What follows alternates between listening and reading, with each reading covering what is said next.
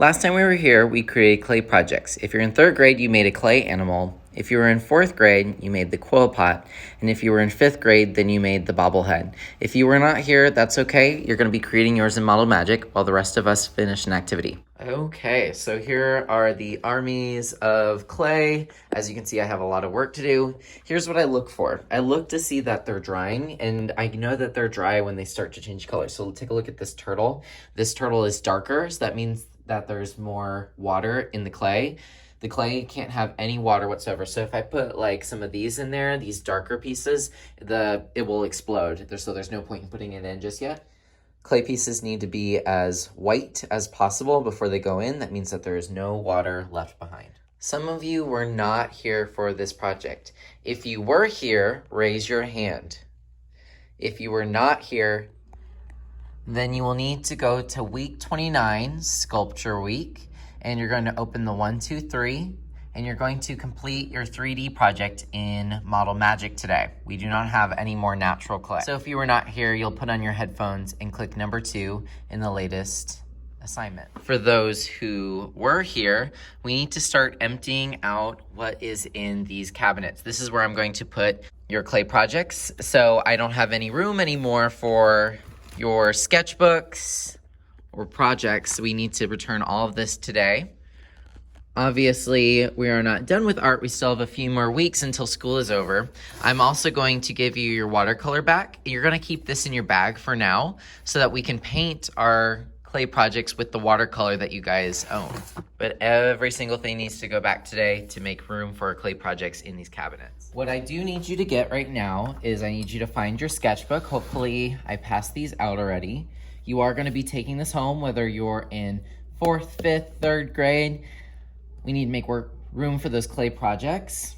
I also want you to get your pencil, an eraser, and your sharpener out at this time. Give me a thumbs up when you're ready.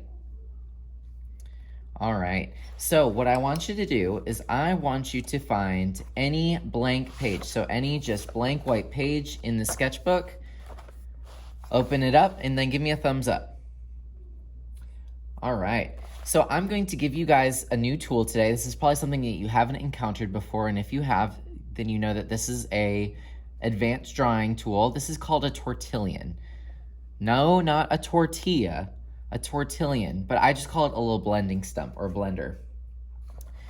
We've been talking about sculpture and making things 3D. I'm going to give you a tool that you can use to make your drawings 3D in the future. On one of these pages, and it can be horizontal or up and down, you're going to write your name, and then you're going to use the tortillion to make it 3D, and I'm going to show you how I do it. This tool is used to create value, is the way that something turns from dark to light or light to dark. So on one side of this box, I'm going to color with my pencil, so it's not really color, but I'm going to make some really dark lines on one side and really fill it in. On the other side, it's going to be white, and then I have this mid-tone. I want it to look like it is changing from dark to light, but right now it just looks like 3 different shaded boxes. So you take the tortillion, it's really tempting to want to draw with it face down, but you actually hold it on its side like a magic wand. How it works is you take it, hold it on its side, and then you do circles, and it starts to blend together. I go back and forth sometimes too, and then you get softer with it.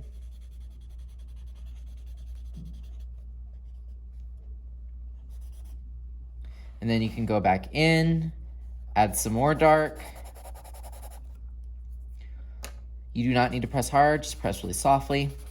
And suddenly you have a way better value scale. So that's what we're gonna do right now. Either going up and down vertical or horizontal.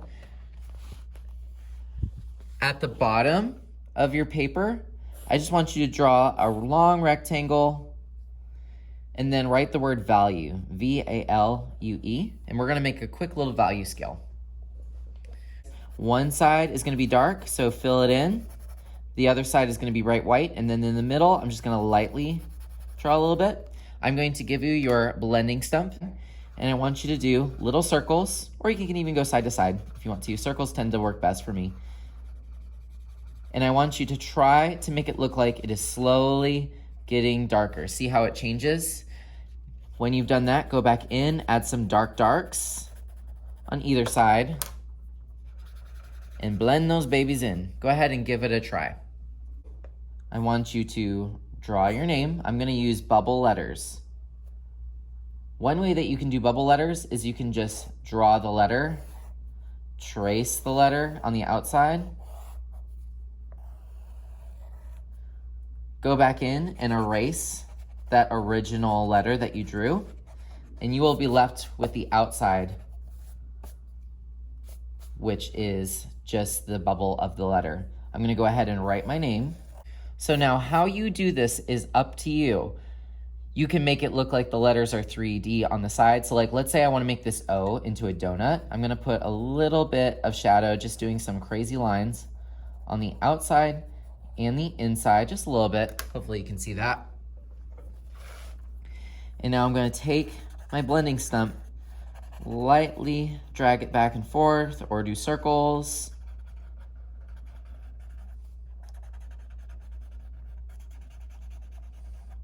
And now that O looks a lot more 3D. So experiment with this. It could be that there's shadow below the letters. So maybe the light is coming from above, and so it's casting a shadow below the letter. You could go crazy with this and just do your own things. Almost kind of like it's like a ribbon of different shadow. And then just go in and blend them so that there's value. That's what I'm looking for, is value. That it's changing from light to dark. If you're interested in graffiti style artwork, then this would be a perfect tool for you to practice that in pencil. Or if you're interested in extreme realism or surrealism, then this is also a very valuable tool. If bubble letters isn't your thing and you want to do something different, you're welcome to use dafont.com to find a font for you. All right, so here's what I got.